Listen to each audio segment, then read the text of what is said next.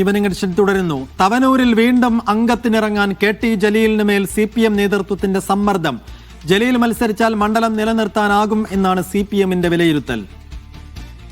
യൂനസ് അഹമ്മദ് വിശദാംശങ്ങൾ നൽകും. യൂനസ്, അത് പ്രതീക്ഷിതമാണ്. കാരണം മറ്റൊരു പേര് തവനൂരിലേക്ക്, പ്രത്യേകിച്ചും PV അൻവർ LDF പാളയം ഇട്ട സ്ഥിതിക്ക് ഒരു പൊതു സമ്മതൻ, പൊതു സ്വതന്ത്രൻ എന്ന രീതിയിൽ മറ്റൊരാളെ ഉയർത്തിക്കൊണ്ടുവരാൻ ഇനി CPMനില്ല. അപ്പോൾ ജലീൽ തന്നെ തുടരട്ടെ, തവനൂരിൽ തന്നെ നിൽക്കട്ടെ എന്ന് തീരുമാനിക്കുകയാണോ CPM നേതൃത്വം?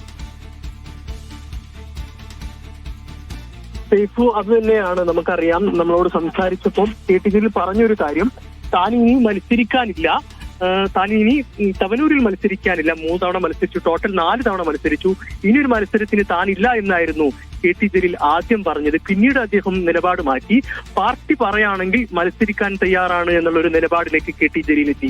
ഈ ഒരു സാഹചര്യത്തിൽ ഈ തവനൂർ പോലത്തെ ഒരു മണ്ഡലം, പ്രത്യേകിച്ച് നമുക്കറിയാം LDFന് ആകെ 3 സീറ്റ് മാത്രമേ ഈ മലപ്പുറം ജില്ലയിലുള്ളൂ. അത് പ്രധാനപ്പെട്ട ഒരു സിറ്റിംഗ് സീറ്റാണ്.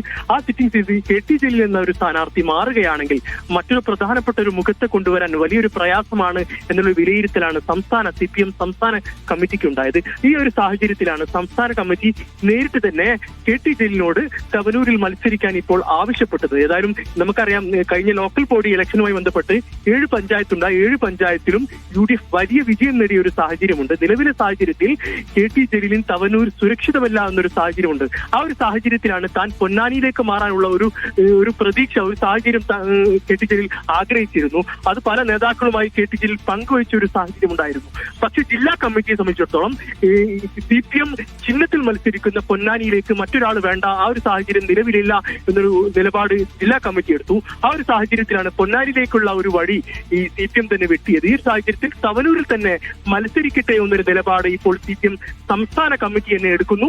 KT ജലീലിനെ നേരിട്ട് തന്നെ സംസ്ഥാന നേതൃത്വം അറിയിച്ചു. തവനൂരിൽ മത്സരിക്കണം, LDF സ്ഥാനാർത്ഥിയായി മത്സരിക്കണമെന്ന് ഇപ്പോൾ സംസ്ഥാന കമ്മിറ്റി തന്നെ ഇപ്പോൾ KT ജലീലിനെ അറിയിച്ചു എന്നാണ് നമ്മൾ മനസ്സിലാക്കുന്നത്. ഏതായാലും LDF സ്ഥാനാർത്ഥിയായി തവനൂരിൽ 4ാം തവണയും KT ജലീൽ മത്സരിക്കും എന്നുള്ള കാര്യത്തിൽ ഉറപ്പായിരിക്കുന്നു. യെസ്, യൂനസ് അഹമ്മദാണ് മലപ്പുറത്തുനിന്ന് വിശദാംശങ്ങൾ നൽകിയത്.